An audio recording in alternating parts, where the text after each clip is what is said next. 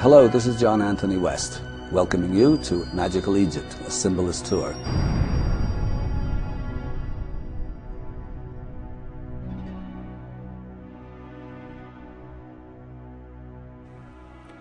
So far, we've seen example after example of the puzzling fact that the further back in time we look, the higher and higher was the wisdom and ability of the ancients. This trend continues when we look even further back to the shadowy prehistoric time predating dynastic Egypt.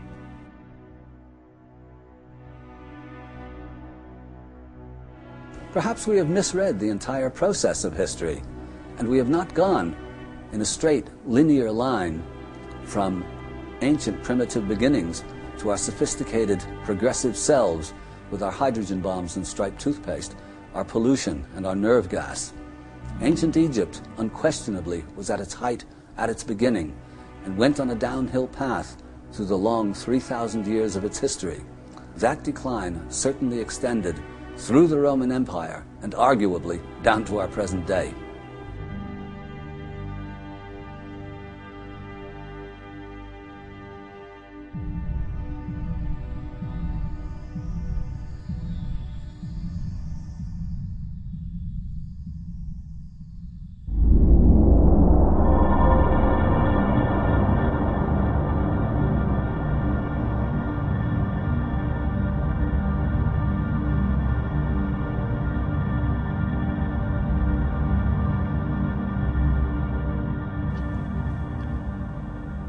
When we return, what was the mysterious relationship between the ancients and the stars? A new discovery from the earliest known archaeological site in Egypt may prove once and for all the ancient and high source for mankind.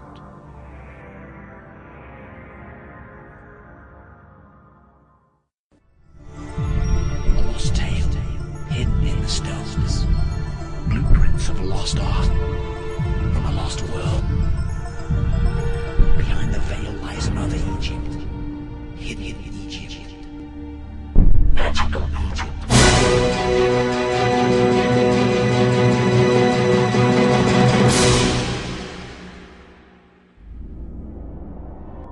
The reader may want to know why the ancients thought they could go to heaven only on the 2 solstitial days. Because in order to change trains comfortably, the constellations that serve as gates to the Milky Way must stand upon the Earth, meaning that they must rise heliacally either at the equinoxes or at the solstices. The galaxy is a very broad highway, but even so, there must have been some bitter millennia when neither gate was directly available any longer, the one hanging in mid-air, the other having turned into a submarine entrance.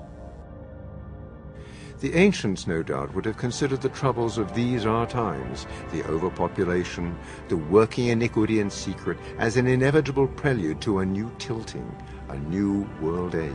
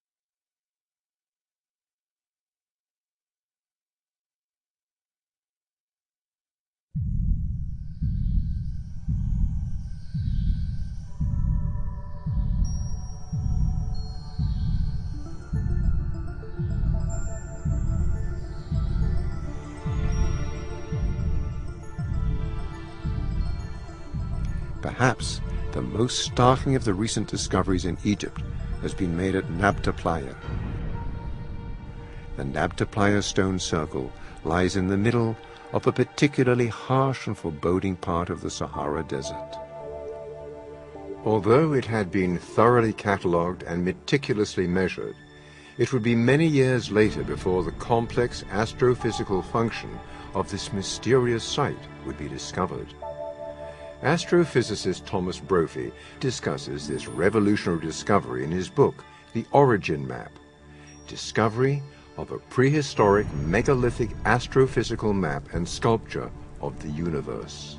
It's becoming clear in the new sub-science or sub-discipline of archaeoastronomy that sophisticated astronomical knowledge existed in very, very ancient times, beginning with a book called Hamlet's Mill, published in 1968 by MIT historians of science Giorgio de Santillana and Herta von Dekand.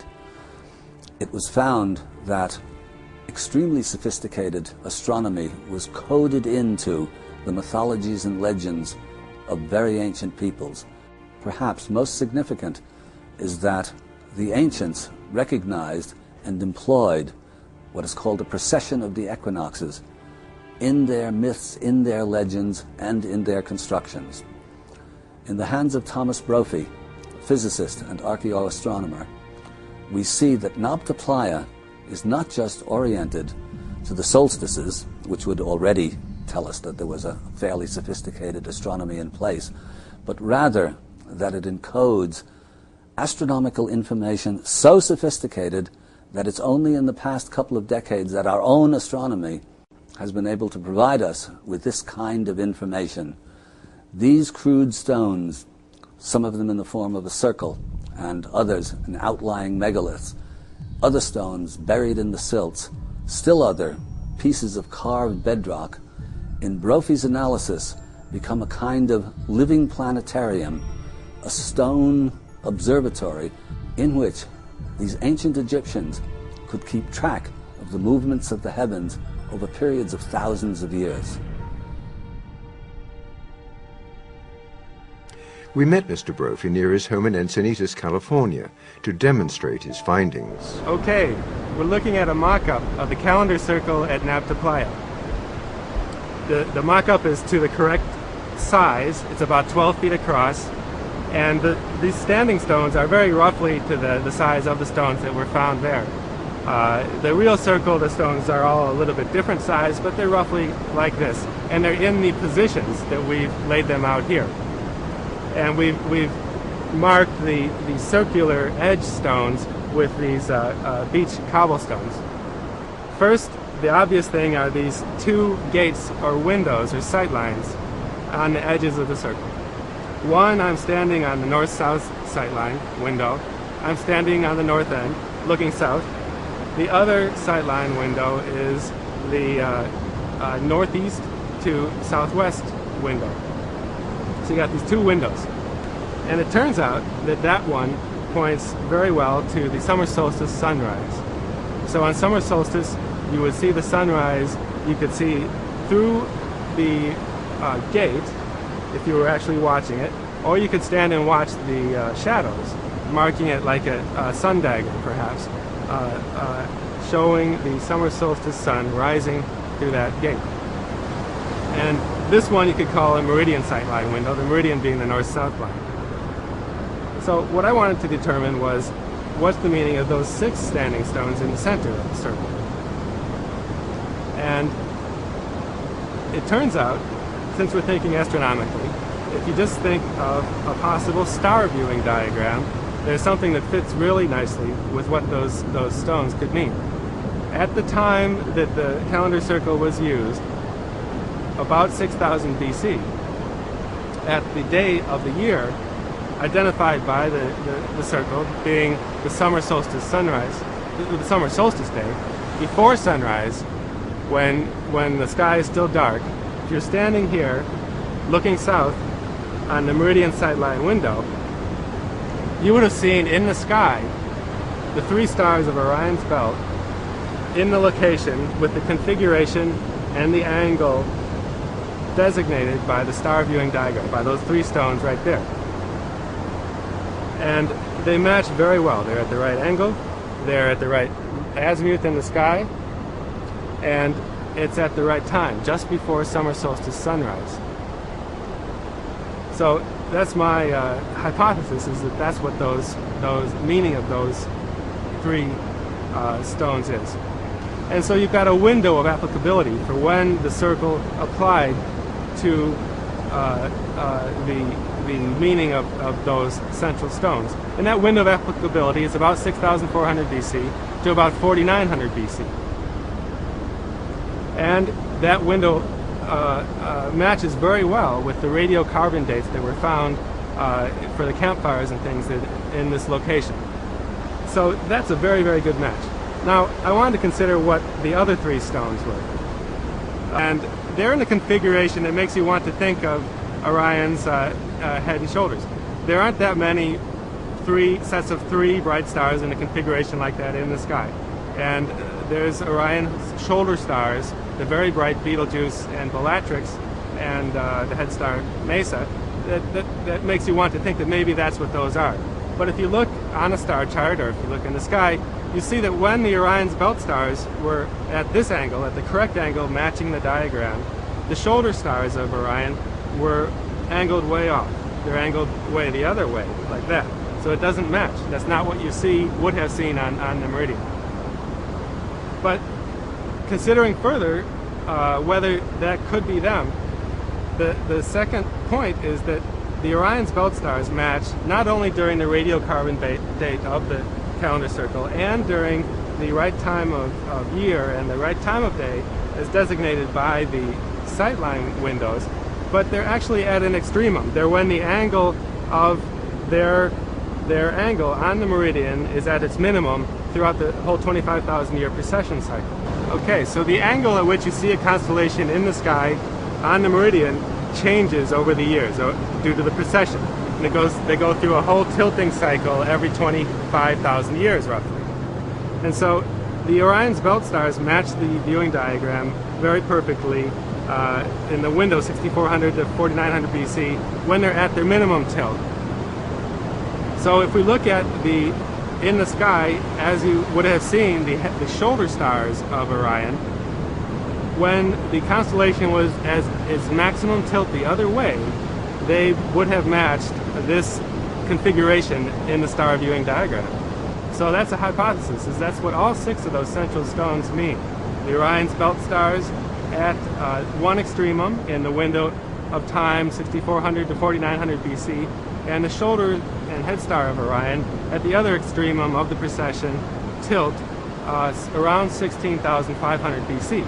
You would have gone through a similar viewing sequence where you would have seen the shoulder and head star of Orion with that configuration on the meridian at the right place as seen in the diagram and at the right time, this time as marking the winter solstice sunset rather than the summer solstice sunrise.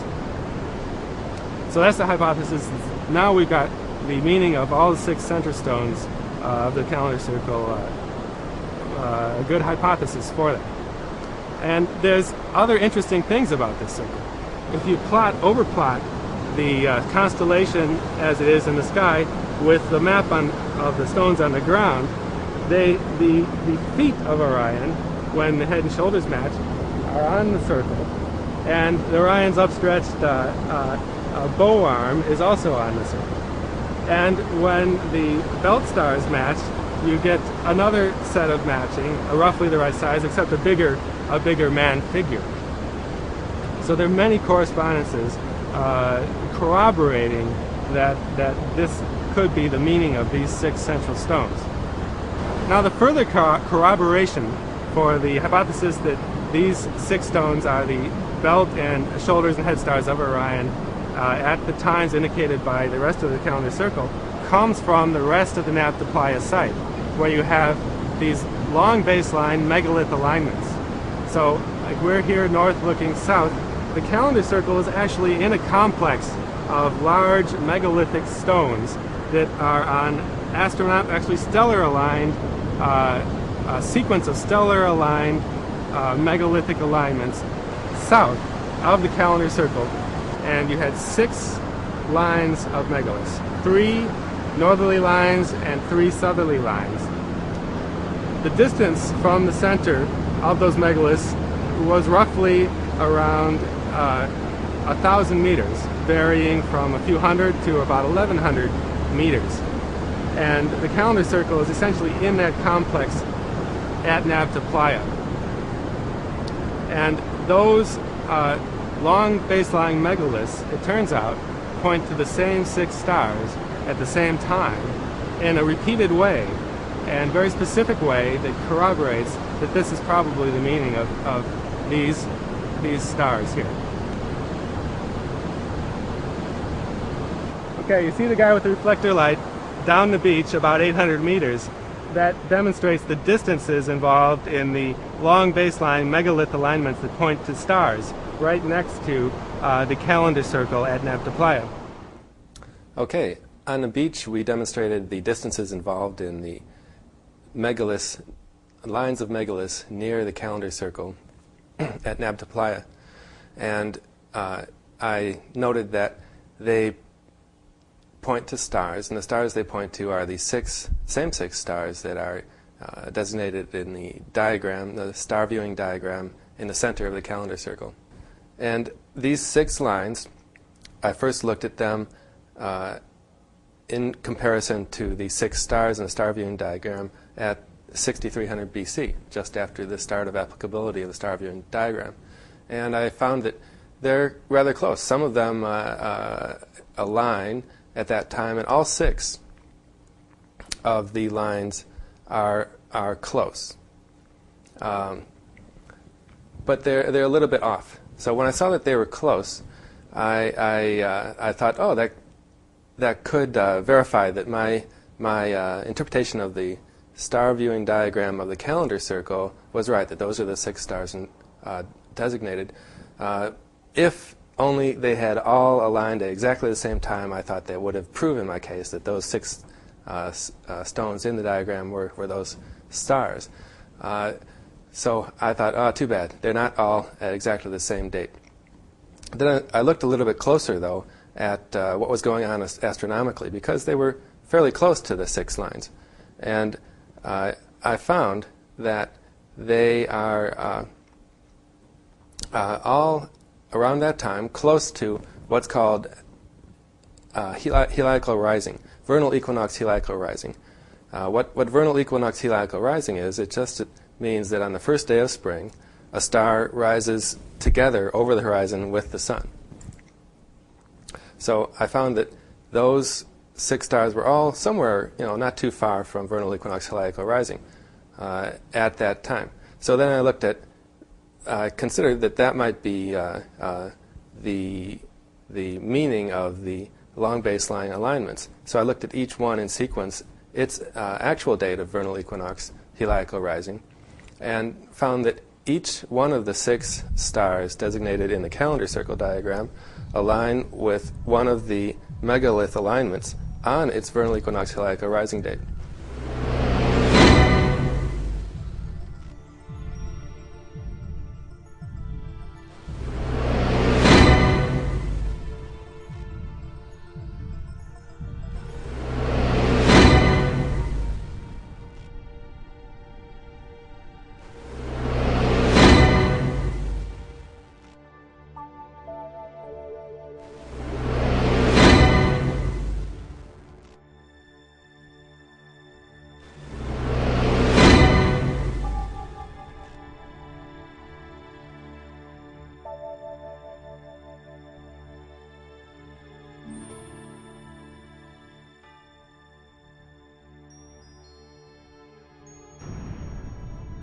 So that given, finding out that is the meaning of those this megalithic complex with such high likelihood led me to keep studying what else might be meant by the megalithic structures.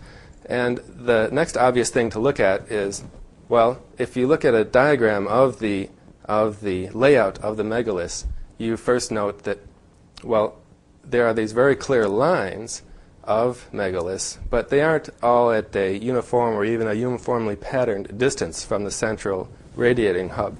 They appear not very elegantly placed in that regard as far as distance, even though they're very precisely in lines. So the next obvious question is, well, why would these designers of the site have made these distances kind of unattractive when they were so elegantly placing the alignments and the other aspects? And it occurred to me to look for other meaning for the distances to go along with the alignment meanings. And the distances from the central hub, I first looked for the possibility that they might represent the brightness of the stars. Maybe the brightest star, Betelgeuse, would be the closest one or the farthest one as far as represented by the megaliths. But they weren't. It didn't work out that way. That didn't seem to be the pattern. And I considered some other things. And finally, just for fun, I looked up the actual astrophysical distances to those stars. You can find it on the Hipparcos Satellite Observatory website. They're very recently measured very accurately. And I was surprised to find that the actual astrophysical distances are represented by the distances on the ground of these stones in each line for its star that it represents. And that is perhaps the first really astonishing aspect of the Nabta Playa megaliths.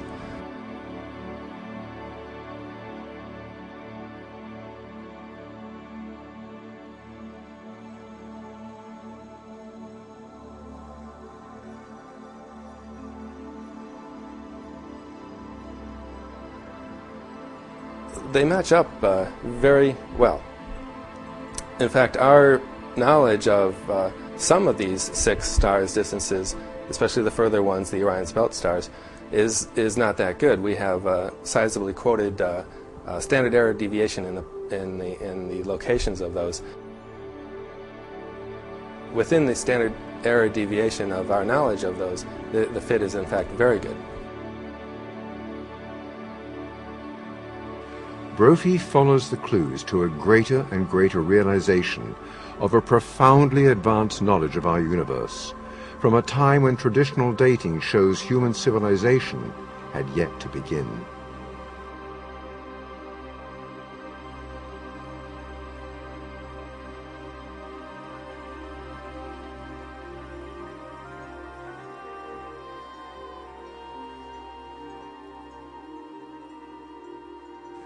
If Brophy's interpretation is correct, it may signal a radical paradigm shift in our understanding of our ancient past.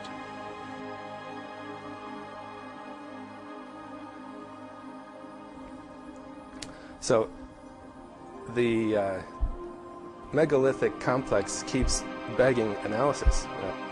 The ancient obsession with the stars takes its place among the many other misunderstood practices of these mysterious ancients, initially misunderstood as acts and works of primitive superstition.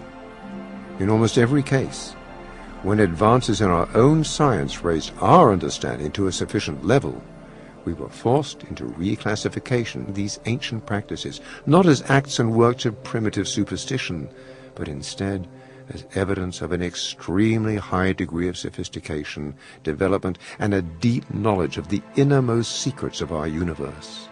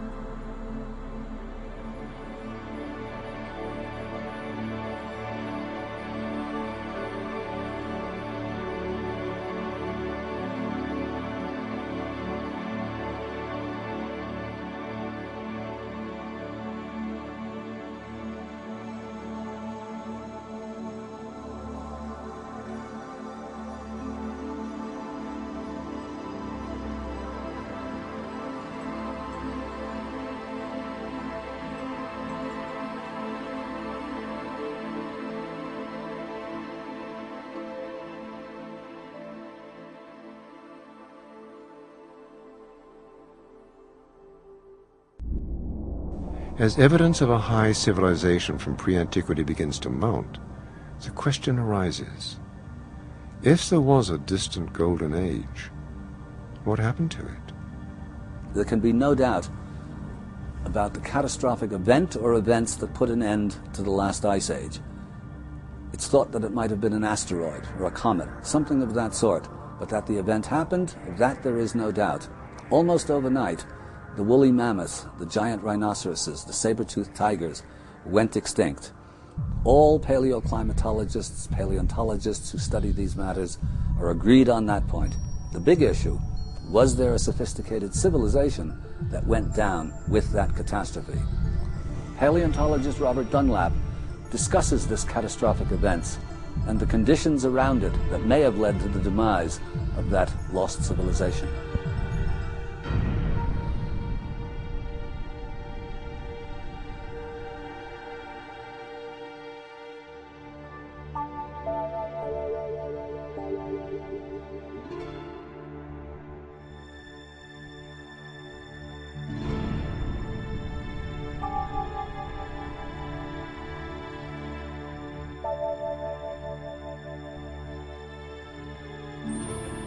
Hi, Robert Dunlap. We're here at the world-famous La Brea tar pits. What's really unique about this area is the way that everything was so perfectly preserved at the end of the Pleistocene era. Now, the Pleistocene was between 10,800 years and 12,000 years. What you find here is just a great collection, a whole slew of very unique creatures that all went extinct about 10,000 to 12,000 years ago. It's a very unique site. The preservation of the fossils and all of the other types of evidence that are necessary to put together and to assemble a framework for a specific period of time known as the Pleistocene, the evidence is perfectly preserved right here. There's evidence of hominids, or prehistoric people, that go back as far as 10,000 years. And they've been perfectly preserved because of the tar or the asphalt that is common around this particular area. So along with that, they have been able to determine what these people ate because there's the evidence of the plant life, from the seeds all the way to little insects. And oddly enough, one of the most common fossils here is a beetle, and a very large beetle.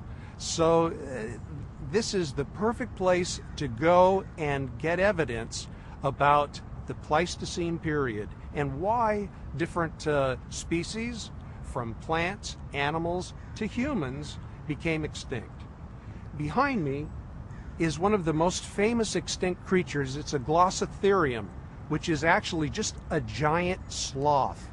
Now, along with Glossitherium, there was woolly mammoth, Jefferson mammoth, imperial mammoth, and these really enormous creatures of 12,000 years ago that went extinct, people believe, from a type of glacial period or ice age.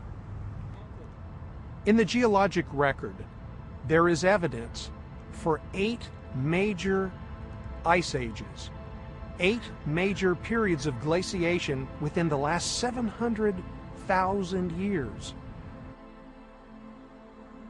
One of the compelling theories about mass extinction for the Pleistocene, and in this area in particular, is glaciation.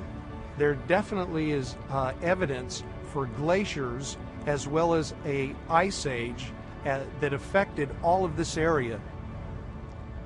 There's very strong and compelling evidence for the growth and the spread of these ice sheets. Glaciers have a very powerful way in the way they move the boulders and the rocks that are left behind. You'll see the evidence of them being very rounded. And when you go out, you see this, and it's very pronounced in any area that has had glaciation. It's a very common sight to see rounded boulders and that kind of evidence close by. Along with part of this theory that I find really compelling is the evidence always that we read around the whole world. There's always a story about a great flood. There's always about a great deluge. Where I was recently in New Zealand as well as in Australia, the Aborigines have a very unusual story that they talk about during their dream time when they had a huge flood. And you go out into the outback you see the evidence. You see the way rocks and things have just been like washed and stripped clear. You go to South America and you read about when the Incas talk about a great flood. And how was that created? What caused this type of condition? Well, there is another theory about what could cause that. Now, a lot of scientists call not asteroids, but comets, dirty snowballs. And it's been theorized and speculated that maybe most of the water content on our own planet was brought here by the bombardment of comets. And we have cometary impact evidence all over the planet.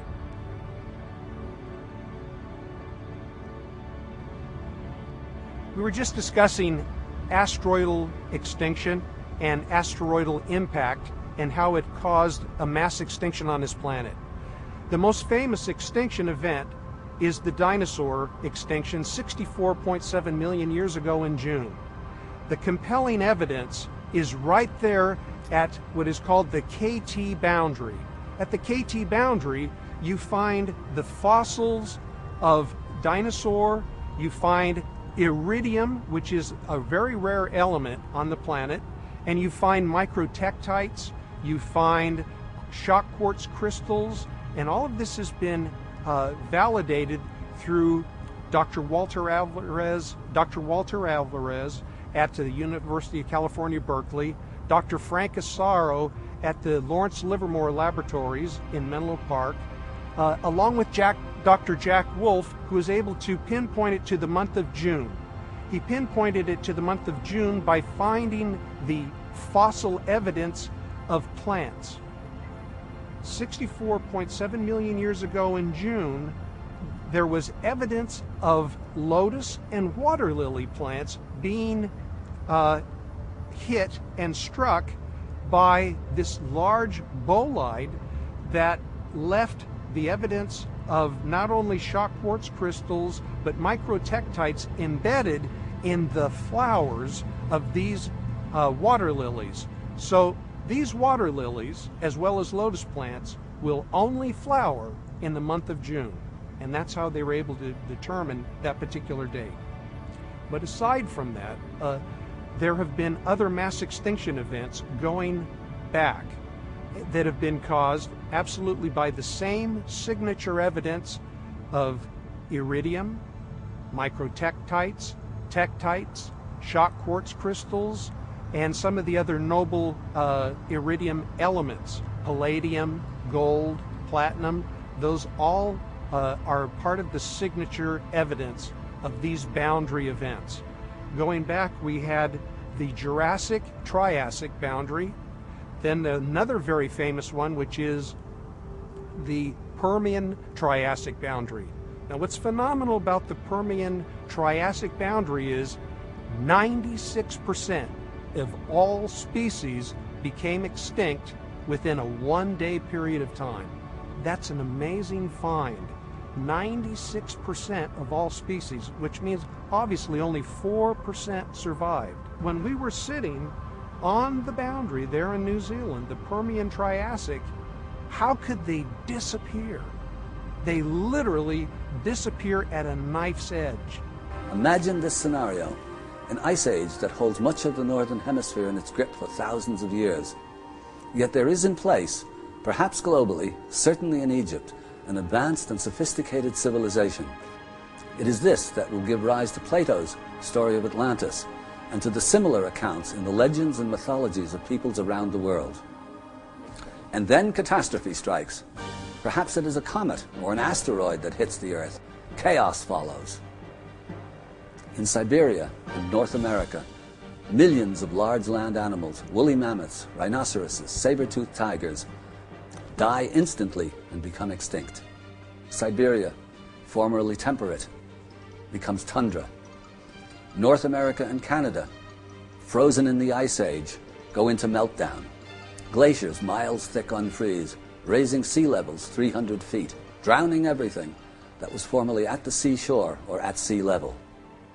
But a few human beings manage to survive, and make their way to safe ground, carrying with them as much of their knowledge as they possess. They manage to pass this knowledge on down perhaps for thousands of years, even though they live in what we might call primitive conditions, though even these societies are currently being reconsidered and systematically upgraded by today's archaeologists. The dates of civilization keep being pushed backward, even in academic circles. An appreciation of the knowledge available to these ancient cultures goes through an equally systematic transformation. Then around the same time, when conditions permit, around 3000 to 4000 BC, sophisticated civilizations arise simultaneously in India, China, Mesopotamia, Egypt, Mesoamerica. In Egypt, it takes but a few generations for the relatively crude artwork, the simple mud brick buildings and hieroglyphs to rise to a level of perfection of execution that will never be surpassed and seldom equaled anywhere on earth in the centuries to come. The catastrophic effects were felt by all, and the few survivors kept the story alive for their descendants, passing it on with the other remnants of the once mighty civilization of the Golden Age. Its most esoteric and fundamental secrets protected in a shroud of myth and legend, a cocoon or time capsule that would survive the ages and many twists and turns in language and understanding that would ensue.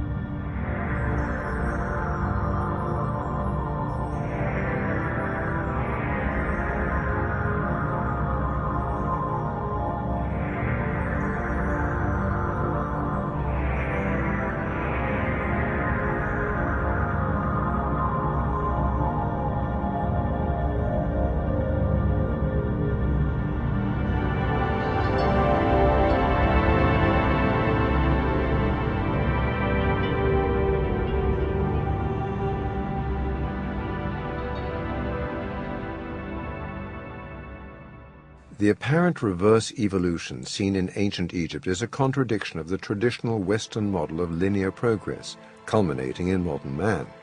However, when compared to another alternative model of human history, the Yugas, the decline from a distant golden age through dynastic Egypt and into our troubled modern times begins to make sense. The Indian system of the Yugas explains a vast cosmic cycle, which, like the changing of the seasons on a grand metaphysical scale, causes mankind to periodically bloom and flourish, and then drift back into sleep, until the awakening and return of the next grand cycle. Walter Cruttenden discusses these vast celestial cycles and their relationship with the ebb and flow of human consciousness, ability, and evolution. The Yugas are a long-term chronology system that's accredited to the ancient Indian culture, the Indus, people of the Indus Valley, and it is a mechanism which enables civilization, man, to time man's patterns here on Earth over very long periods of time.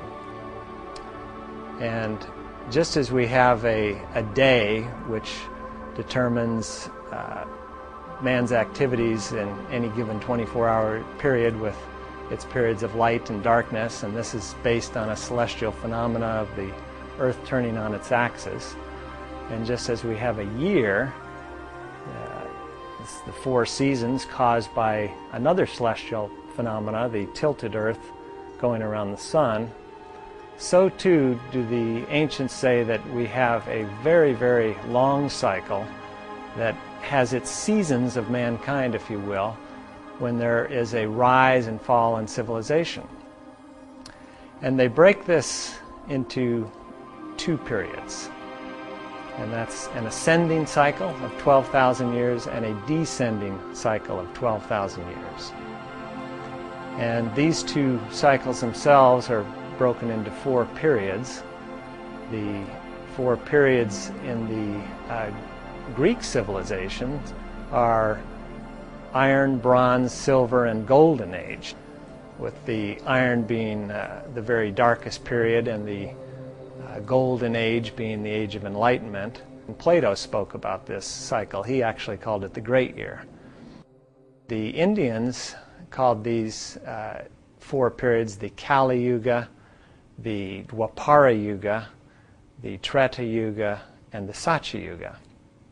The yugas have specific characteristics. The Iron Age, or the Kali Yuga, is a time in the cycle of man when he is only aware of material objects, that which he can feel and touch and perceive through his 5 senses. And obviously it's a very brutal age when man isn't really aware of finer forces, doesn't have very good spiritual concepts, and just sort of pillages and plunders, if you will. And that is, of course, what happened after the great civilizations of the last Golden Age fell. And we all know that there's wonderful traces of that civilization in the ancient Egyptian culture, in the ancient Indian culture, the ancient Chinese, the whole megalithic ruins speak of a vast civilization. And all these ancient cultures, Mesopotamia, Babylonia, Mesoamerica, all declined in the last descending age down through the Golden Age, the Silver Age, the Bronze Age, into this dark Kali Yuga period. And the bottom point was about 500 AD, which coincided roughly with the final collapse of the last civilization in the Western world, and that was the Roman culture. And we muddled around in the very darkest age for about another 1,200 years until we hit the Dwapara Yuga. And the Dwapara, or Bronze Age, is a time when man becomes aware of finer forces. He becomes aware of molecules and principles that govern motions. He becomes aware of electricity. As a matter of fact, the Dwapara Yuga is often called the electrical age. And you can see just over the last 100 years or so how many electrical types of inventions have been developed, from radio, television, semiconductors, computers. They're almost an intrusion in our lives nowadays. This time between the Kali and the Dwapara Yuga was typified by a lot of rapid advancements in knowledge of finer forces, and we tend to call that the Renaissance period, the age of exploration, or the age of discovery. And now we've pretty much transferred from this dark material age to the electrical age, but there are still many dark material tendencies that tend to influence our society nowadays, as I'm sure everyone is aware. But things are getting better, and though we may be still very close to the Kali Yuga influence, we are rising fairly rapidly, and the Treta Yuga will take place in about another 2,100 years, and then that'll last about 3,600 years until we're in the Golden Age, and the cycle will repeat itself. People often ask, what are the higher ages like? You know, and why don't we find more evidence of the higher age? Well, I have to think that man is much more intelligent in the higher ages than he is in the lower ages. As a matter of fact, the ancient rishis say that a man only uses a very small percentage of his intellectual capacity in the dark period of Kali Yuga, maybe 25% towards the end of that yuga, whereas he would use maybe 50% by the end of the electrical cycle, the Dwapara Yuga, 75% by the end of the Treta, and man is using all of his intellectual capability in the golden ages. The question is often asked, why don't we see evidence of a much higher civilization? And I think it's because as we gain intelligence, we realize that the world we're building right now in this heavy part of the Dwapara Yuga, when we're still very materially oriented, but just starting to harness the finer forces, is a very stressful one. If we just keep building buildings and machines and more freeways and raise the level of stress in the world, it's not a pretty picture for the future. I intuitively feel that the Golden Age is one that's typified by a return to an agri-based society where man realizes the beauties and benefits of nature and lives more in tune with nature. And so perhaps man doesn't build as many large structures as he needs to, particularly probably not out of metals that carry certain vibrations and oriented in haphazard ways the way cities are built nowadays. If we do find things, we might find them out of stone and have a different vibration. They'll often be aligned with stars or certain celestial events, and I think that is more typical of the Golden Age structures that we'll find. In the legends and lore of each of these civilizations, and in the legends of tribal and traditional societies around the globe, there are similar accounts of a global catastrophe, a worldwide deluge, a former Golden Age.